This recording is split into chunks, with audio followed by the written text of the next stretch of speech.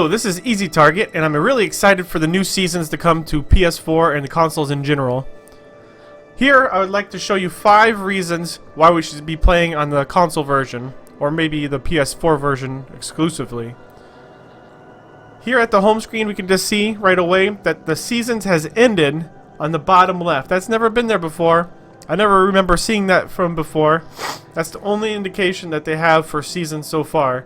If you go to create a character, it does not show anything about seasons, but this video I want to specifically go over the reasons why we should be playing on console/PS4. Here I'm going to go ahead and start a game. Once you go inside the game here, I'm just going to start going over my list from 1 to 5. Alright, I would like to show you my #1 reason for playing on console.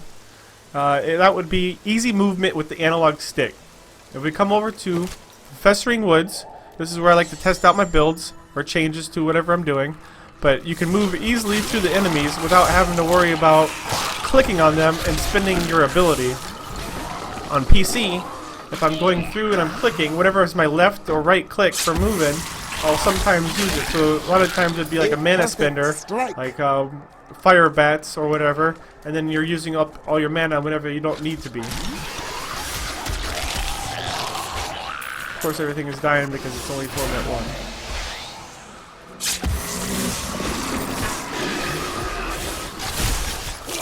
1. Okay, my #2 reason would be that you can pause the game menu while playing single player while fighting enemies. So if I come back here to Festering Woods, I'm just going to come down, find some enemies real quick. If I don't get stuck on everything. Alright, here's some enemies. I'll pause it. Now they're not fighting me. So now I can come over here and I can change any one of my abilities here. So let's say I had the wrong rune on or whatnot. You can click on this, change it over, bam, back out. Now you got that new rune and you can use it whenever you want. You don't have to back out, go to town, wait for the combat to end, then change your abilities. Alright, my #3 reason for playing on console is the roll feature with your right analog stick. If you need to break down a door or breakables, all you have to do is roll. You don't have to use any mana spenders or any ability to break them down. So we can just go here and go somewhere that has a door. So I believe, here you go, depths level 1. I'm going to run until I find a door. Hopefully I can find one quick, and of course there's doors right off the bat here. Just going to run through them. Run through them, there's no doors. Okay, here's a door. So you just push the roll, bam, the door is down. You don't have to use any mana spenders or abilities whatsoever. The door breaks down. The breakables, you just roll through them. You can get speed bonuses for as much items that you crush down. It gives you a little bit of speed bonus as well. So that just helps out so you don't have to keep spending your mana. Alright, my #4 reason will be the abilities are linked to buttons on the actual controller versus being linked to your move buttons like they are on PC with your mouse with your left and right click. If I come to an area, I don't really have to go to an area to show this, but I will go to an area.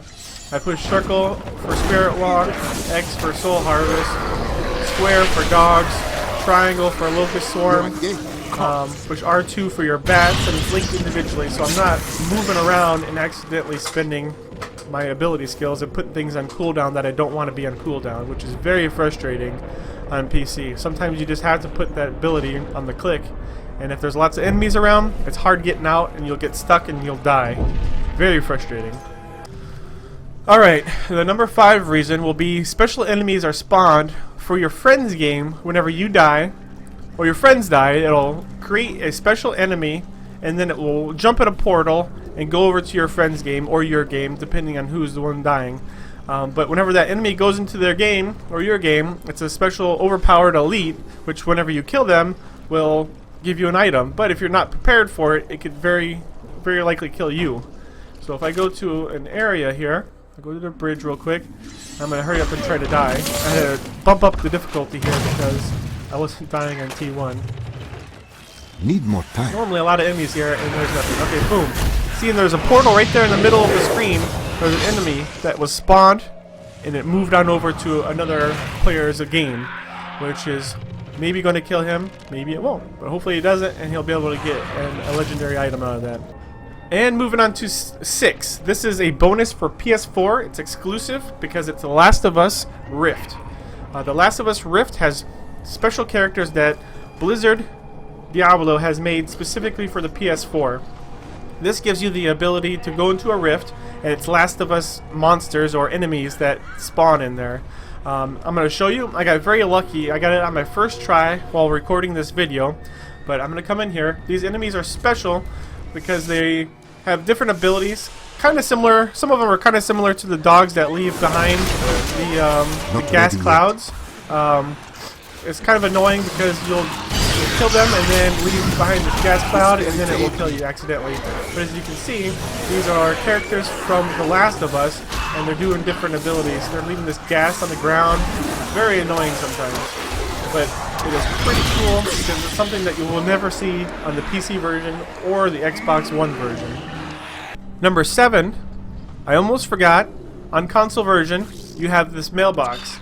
Here, you can come in, you can create some mail, you can select any of your friends, and you can send them items from your inventory, which is kind of unique because normally you can't trade items that you found by yourself.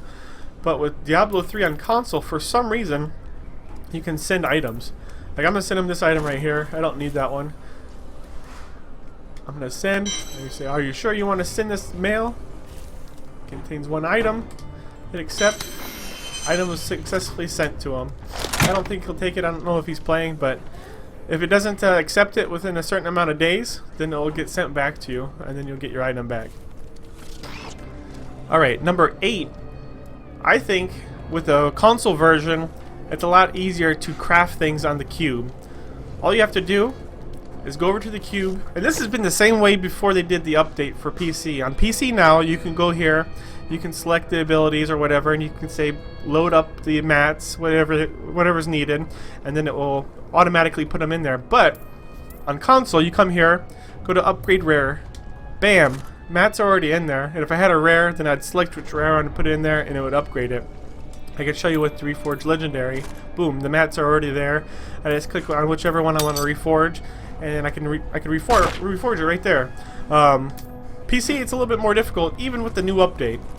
So I give that a plus to the PS4 console version. Thank you guys for watching. As of right now, that's everything that I could think of that's exclusive to the PS4 console version of Diablo 3. If you guys can think of anything specific that's exclusive to the console/PS4, please let me know down in the comments. This is my very first time to put up an instructional video showing what I think is good about a specific game or whatever. So please let me know in the comments what you think. I appreciate you guys watching. Have a good day. This is Eazytarget, and I'm out.